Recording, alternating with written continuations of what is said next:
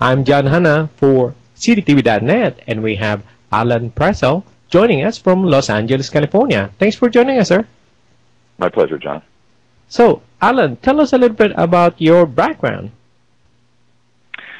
Well, I've been in management consulting pretty much my whole career after getting an MBA from UCLA and studying at the London School of Economics and Brandeis University.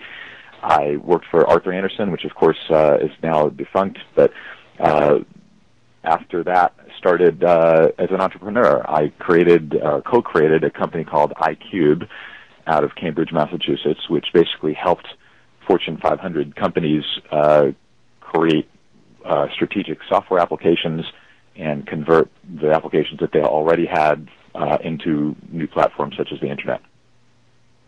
Nice. So, let's talk about that for a minute here. Just wanted to get a sense of how that was able to be acquired and marketed. So we're looking at what you did that went well. Well, one of the things that went well was we bootstrapped the organization. We didn't get any financing until our initial public offering in 1998. So for about 6 years prior to that, we basically made sure that our revenues preceded our expenses. We made sure to sign contracts with companies and get a certain deposit from them before we incurred any expense in delivering those projects. We worked with Northrop Grumman, with the Royal Dutch Navy, with McDonnell Douglas, with some of the largest corporations and government agencies in the world, and created sophisticated software applications to meet their strategic needs. Nice. See, that's another thing. Most of the companies would actually be out there with debt, so it's kind of tough to manage whenever your company has more debt than actually the money coming in. So it's a little bit of money management and the management of the company itself, right? Yes, indeed. And we were also able to create some very sophisticated technology to automate a lot of the process. For example, with iCube, we created what we called re-architecting software to take software that companies had usually spent millions or tens of millions of dollars on and therefore had a large investment in. But they were on old platforms. It might be mainframe, it might be client-server, and basically to re-architect or migrate them into the new technologies, ultimately the Internet. After iCube went public, I actually created another company, which is my current company, originally called Charity Finders. It was created in 2000 to help nonprofits to use the Internet effectively. We've recently rebranded as PowerSite 123, and so we've, for the last 7 years or so, worked with both nonprofits and for-profits to really help them create world-class interactive websites. To do that, just like with iCube, we created some very sophisticated technology. It's a website platform that enables us to easily build and then our clients to easily maintain a world-class interactive website and social media. There you go. See, that's the thing. Another thing about websites, I mean, there's this notion that you build it, they will come. It's like, you put out your website. How did you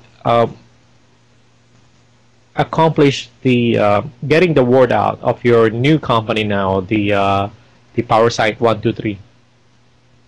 Well, it's a great point that if you build it, they will come is actually not true in the website and social media world. In fact, there are a lot of things that one can do, that we've done, and that we encourage our clients to do to drive people to you online. John, in the old world, companies like ours and our clients would have to go out and find their own clients and employees and board members and event attendees, partners, resellers, and other constituents. But today, increasingly, those people are trying to find you online. So there's now a new area called inbound marketing, which is designed to help people find you online. To me, there are three important goals of inbound marketing. One is to maximize the number of leads or the number of people that find you online. Second is to maximize the quality of those leads, because otherwise you're going to get a lot of tire kickers. And third is to maximize what's called your conversion rate. Your conversion rate is the percentage of your online visitors that become converted into clients or event attendees or whatever it is that you want them to do. Most organizations that I meet with have a conversion rate that's pretty close to zero. So that's bad news, but the good news is there's a lot of room for improvement. And there's a lot of ways to accomplish those three goals. Inbound marketing usually is comprised of a combination of search engine optimization, which of course is using techniques within your website to boost your search engine standing and therefore get more traffic to and business through your website. It also includes search engine marketing, which are techniques outside of your website that can also boost your search engine standing. It involves pay-per-click, which is basically buying your way to the top, though for nonprofits there are ways of doing that for free. It also involves creating compelling, relevant content on the web, whether that be through blogging, tweeting, Facebook posts, e-newsletters, articles, white papers, and other thought pieces, and even doing interviews like this. So those techniques combined with your social media, combined with your website, really comprise inbound marketing. Those have been what we have done to drive traffic to and create clients for our business online. And they're also, interestingly, the exact same techniques that we use with our clients to help them drive more business online as well. Okay, now we're going to wrap up with the part one of a two-part interview with you. We're going to be talking about the Internet Management for Nonprofits, the book that you co-authored. And the point is that it's not just going to be for nonprofits, right? They can use these strategies. We're going to be talking in the second part that they can adapt to for-profit companies, right? That's exactly right, John. All right, awesome. So where can people find you so that way we can wrap up this part one? They can find us online at www.powersite123.com. That's powersite, S-I-T-E, 123.com. Alrighty.